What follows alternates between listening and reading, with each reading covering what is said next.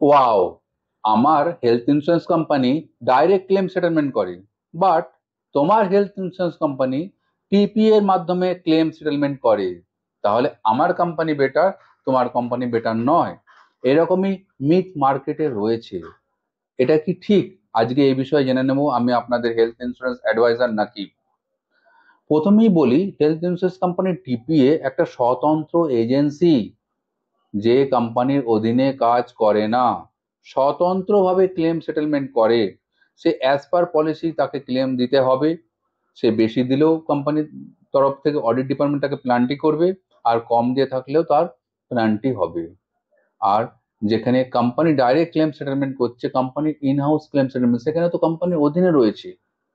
যদি কোম্পানি কোনো সময় লসে চলে, সেই ক্লেম ডিপার্টমেন্টকে কিন্তু কোম্পানি বা কোম্পানির মালিক পক্ষ প্রেসারাইজ করতে পারবে।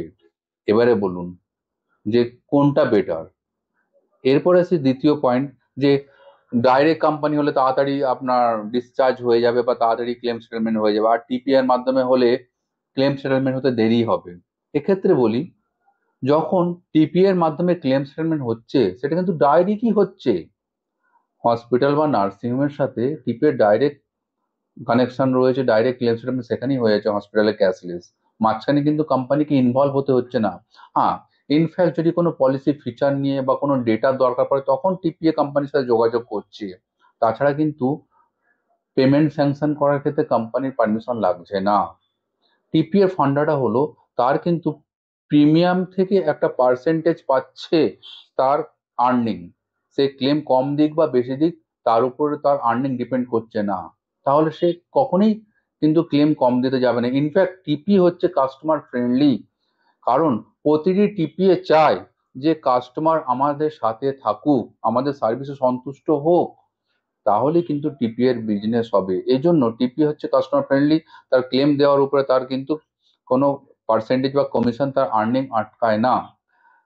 একটা উদাহরণ দিই, সাপোজ এমন কোনো ক্লেম দেওয়ার ক্ষেত্রে কন্ডিশন হয়ে গেল যেখানে সেটা পেয়েবেল না নন পেয়েবেল, পে করলেও কিন্তু পলিসি ভায়োলেট হচ্ছে না, আর পে না করলেও কিন্তু কোম্পানি পলিসি ভায়োলেট হচ্ছে না।